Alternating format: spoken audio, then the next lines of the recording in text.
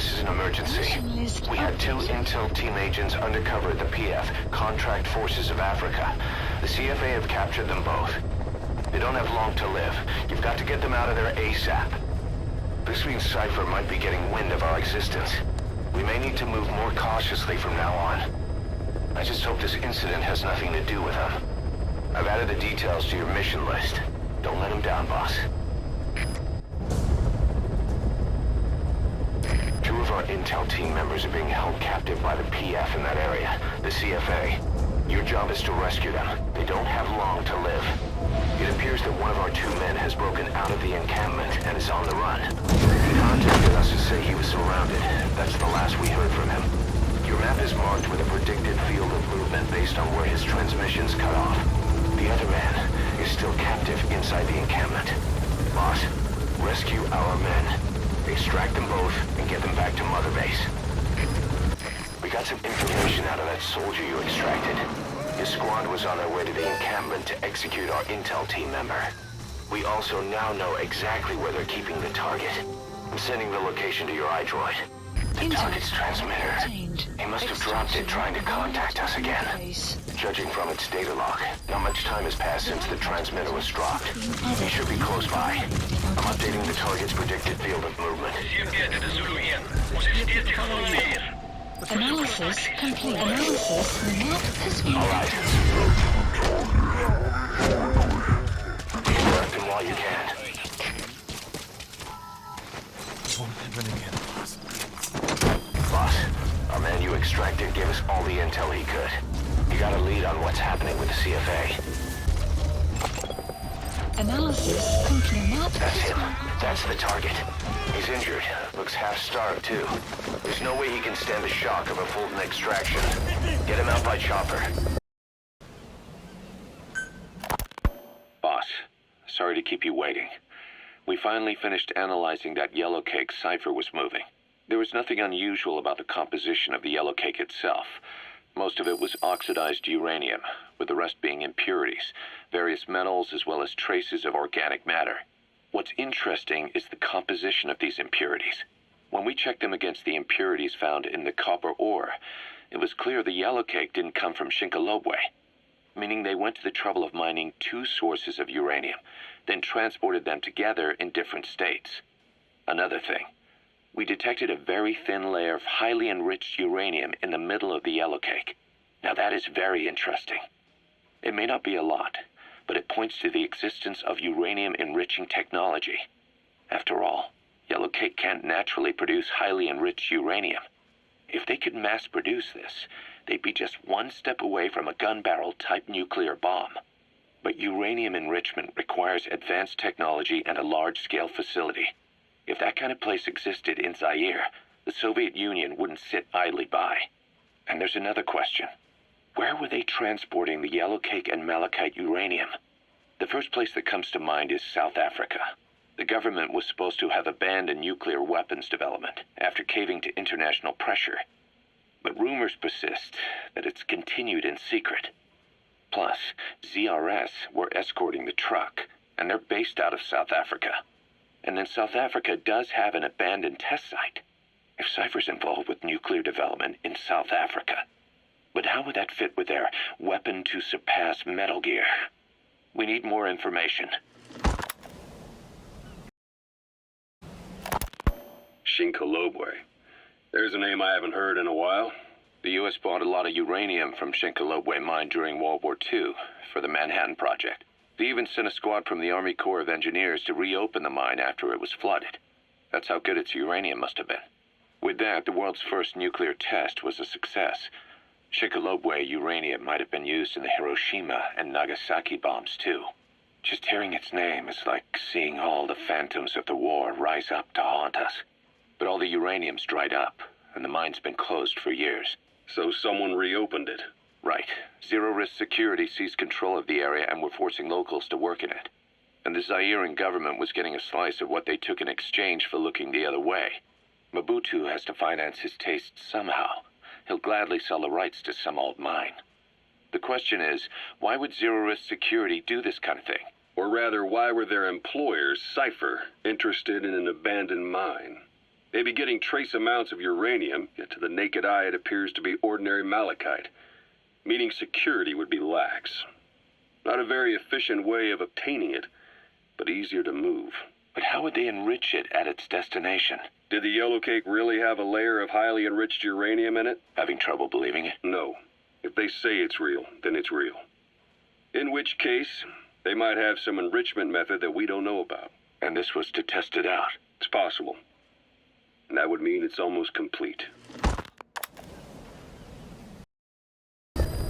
Boss, one of the job offers we received concerns me. Mission list. There's a updated. PF commander who's been talking big about getting into the nuclear arms trade.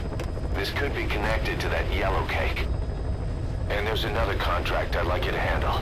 It's a wet job, but we need to divert Cypher's attention. Check the mission list for the details. There's 6 targets. Our contract is to kill them all. And the client is the general they served under. He wants them dead to keep them from talking.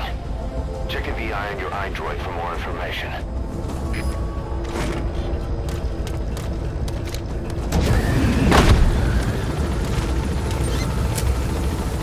Enemy That's from presence Pepe Plantation. detected. The map The has targets been are mixed in with the soldiers in that base. Use the VI to identify them.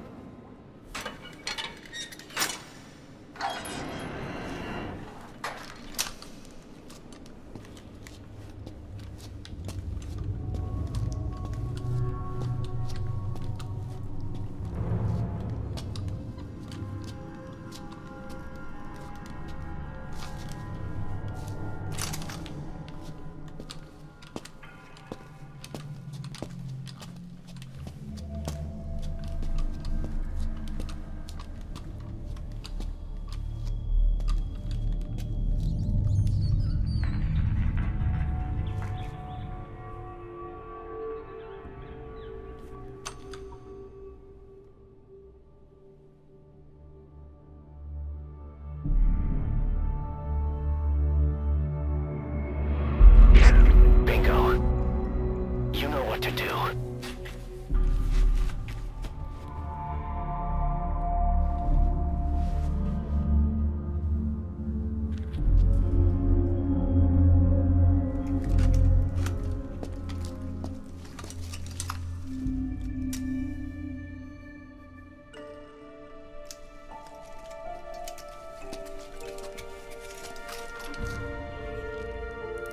Their lives for a fistful of diamonds, huh? And what happens after that? They can't go home. They've only got 2 options. Heaven or hell. No, there's another. Utter heaven. Tape's rolling, boss.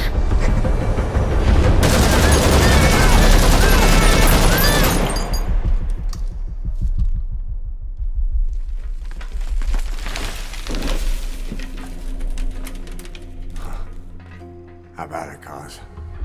Looks like our client just got outbid. We got the recording. Objective accomplished. Let's go.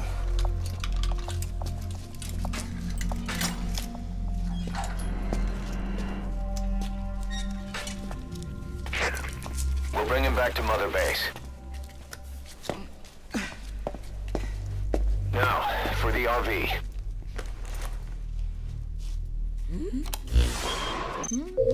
There's some high ground downriver. I'll have the chopper set down there. Lead the kids to safety.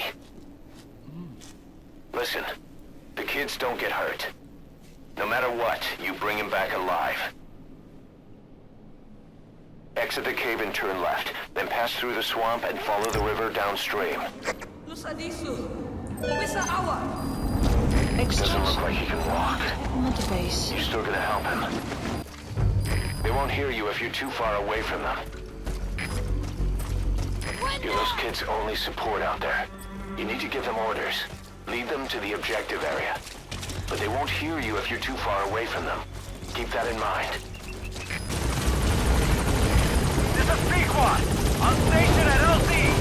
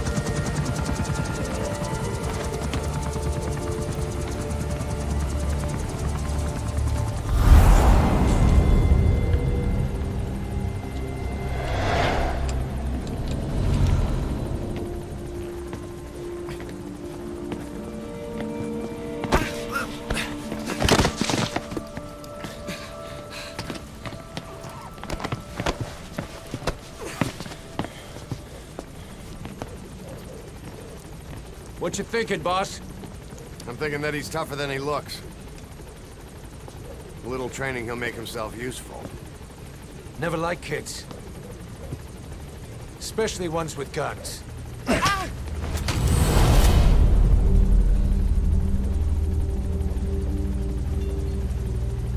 See, kid's a natural. No. He's no natural.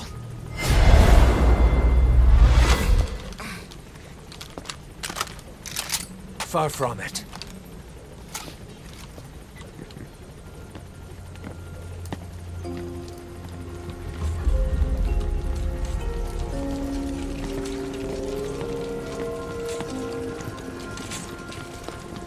You probably noticed on the way in, we've expanded housing. They'll have their own quarters, separate from ours. Won't be counted as staff. So what, we're running a daycare now? They'll learn how to read and write. Do basic jobs. A chance at a real life. Just not from behind a gun. Being behind a gun's what we do, boss. There's no room for angels in our heaven.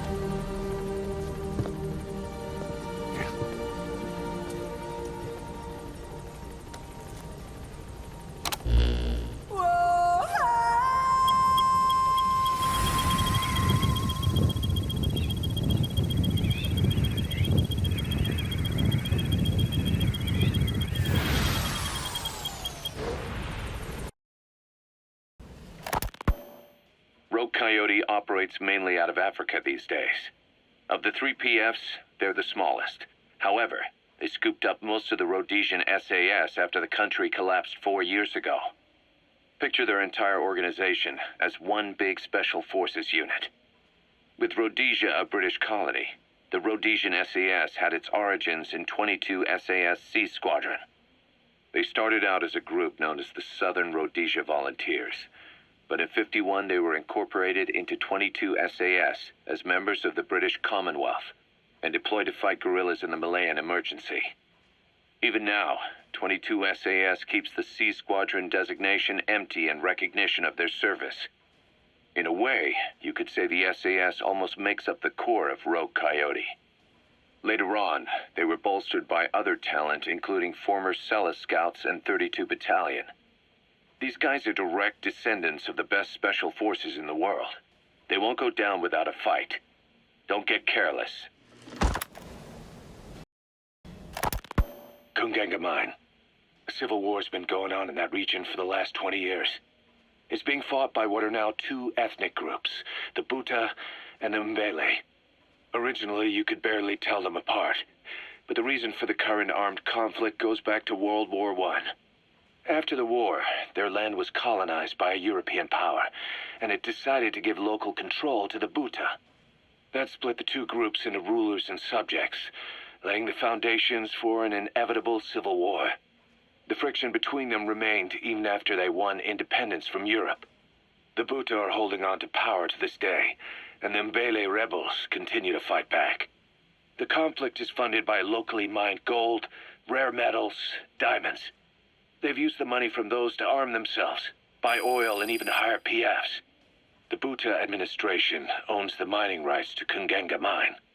But most of the laborers are Mbele, who they've taken prisoner. The product they've gouged out of their land is bought up by cheap Western corporations. And the civil war is fueled by the profits. That's how it goes. One country's people is split apart by another country. Then the two groups tear up their own land for money in order to fight each other. Now this civil war started by a foreign power is the norm, and it's sucking up all the country's resources. PFs are just the same. They follow the money, taking war with them wherever they go. That goes for us too. It's an endless river of bloody retaliation, and we're standing downstream. Should we make a stand and staunch the flow? Or wade in amongst the corpses and make a bigger splash than the rest? We'll follow your lead, boss.